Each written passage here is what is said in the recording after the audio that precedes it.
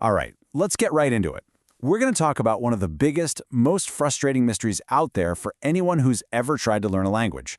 How do we get from just memorizing grammar rules to, actually speaking it? It's a journey that, for a lot of us, starts with a really familiar problem. You know the feeling, right? Maybe you've even been that person. You can ace the grammar test. You know all the verb conjugations, the sentence structures, the whole shebang. But then you walk up to a counter to order a coffee and poof, it's all done. Something just doesn't connect. It's this classic paradox that really gets to the heart of what it means to actually, truly know a language. Okay, so to figure out why that gap exists, we've got to go back a bit. We need to look at the traditional way of thinking, the one that basically put perfect grammar up on this giant pedestal. For a long time, the idea was super simple. If you know the rules, you know the language. End of story. And the biggest name behind this idea was the legendary linguist Noam Chomsky. He came up with this concept he called linguistic competence, and you can almost picture it, right? It's like this perfect, flawless grammar machine humming away inside an ideal speaker's brain. In Chomsky's perfect world, there are no distractions, what was that word again? None of that. It's just pure, perfect knowledge of how the language works. But then, in the 70s, a sociologist named Del Himes comes along and basically says, hold on a second, real life is messy. He argued that what really matters isn't this idealized, perfect world competence. What matters is what he called communicative competence. Basically, can you actually use the language to get things done in real social situations? And just like that, the game changed. The focus shifted from just knowing the rules to knowing how, and crucially, when to use them. So, what does this communicative competence thing actually look like in practice? Well, Himes and a couple of other researchers, Canali and Swain, they broke it all down for us. They created a really practical framework that gives us a much clearer picture of what it means to know a language. Turns out, it's got 4 key parts. First up, you still need the basics. Grammatical competence. That's your classic rules, your vocabulary. But then, and this is huge, you need sociolinguistic competence. That's knowing you don't talk to your boss the same way you'd text your best friend, right? Third, there's discourse competence. This is about stringing sentences together to actually build something, like telling a coherent story or making a solid argument. And finally, my personal favorite, strategic competence. This is your survival kit. It's what you do when you get stuck. You don't know the word triangle? No problem. Can you say, it's a shape with 3 straight sides? Boom! That's strategic competence right there.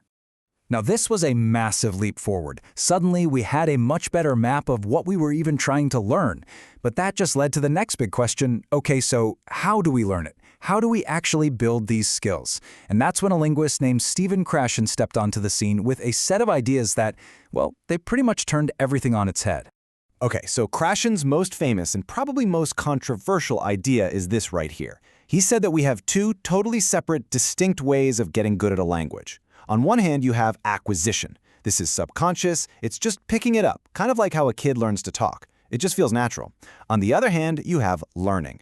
This is the conscious stuff, studying grammar rules, memorizing vocab lists, really knowing about the language.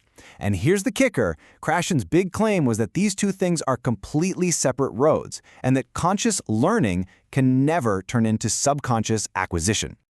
So, if acquisition is the real prize, how do we get it? Well, according to Krashen, the secret sauce is something he called comprehensible input. He even gave it a little formula, I+1.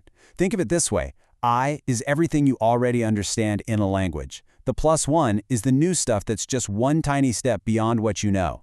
Krashen's theory is that as long as you're getting input, listening or reading, that you mostly understand but that also contains that little bit of +1, your brain will just subconsciously soak it up and acquire the language. I mean, that sounds pretty good, right? Almost too simple. But it brings up another question. We've all been there. You're listening. You understand what's being said, but it feels like it's going in one ear and out the other. It's just not sticking. So what's going on? What's blocking it? Krashen had an answer for that too. He called it the affective filter. And the best way to think about it is like an emotional shield or a wall. When you're feeling stressed out, anxious, unmotivated, or just not confident, that shield goes up. And when it's up, it doesn't matter how comprehensible the input is, it just bounces right off. But when you're relaxed, curious, and feeling good, the shield is down, and all that juicy language input can get right through to your brain. So, you might be wondering, what about all that grammar we studied? Where does the conscious learning part fit in? Krashen says it has one job, and one job only. It acts as our monitor. It's like a little editor sitting in your head, checking your sentences for mistakes right before you say them. But, and this is a huge but, this little editor is super picky. It only works if you have enough time, if you're totally focused on being correct, and if you actually remember the rule. In a real, fast-paced conversation, forget about it. The monitor is pretty much useless. All right, so as you can probably imagine, these ideas were explosive. They were simple, they were powerful, they made a ton of sense to a lot of teachers and learners, and they were incredibly controversial.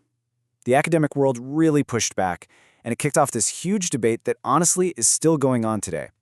A lot of critics, like this guy Kevin Gregg, basically said that Krashen was building this giant sweeping theory on a really shaky foundation. For instance, one of his other big ideas was the natural order hypothesis, that everyone learns grammar points in the same predictable order. But the evidence for that came from studies on just a handful of little things, like the ing ending on verbs or the plural s. The question was, is that really enough to build a theory for how we learn an entire language? But Krashen, he fired right back. And his defense is actually pretty fascinating. He argued that the theory's simplicity wasn't a weakness, it was a strength. He even compared himself to Einstein, basically saying, hey, when Einstein came up with E=mc², did physicists say it was too simple? His point was that what matters isn't how complicated a theory sounds, but whether the evidence actually backs it up. And man, the debate just kept going. People started asking, is comprehensible input really enough? A researcher named Meryl Swain came up with her output hypothesis, arguing that we also have to produce the language, actually try to speak and write. She said it's in the trying and the failing that we really notice the gaps in our knowledge. And other people question the whole thing. Is the line between learning and acquisition even real? Can you even test this model scientifically? The questions just kept piling up. Okay, so after all that theory, all that back and forth, where does that leave us today? I mean, how did this whole intellectual tug-of-war actually change things in the real world, in the classroom? Well, the impact was huge. You can see the legacy of this whole debate in classrooms all over the world. The entire focus shifted. Because of thinkers like Hymes and Krashen, we moved away from mind-numbing grammar drills and towards something called communicative language teaching, or CLT. The big idea is to focus on real, authentic communication. It's about working with others to figure out what you mean. And maybe most importantly, errors aren't seen as these terrible failures anymore. They're just a natural, expected part of learning. The goal isn't perfect accuracy, it's being able to actually communicate. And that brings us right back to where we started, right?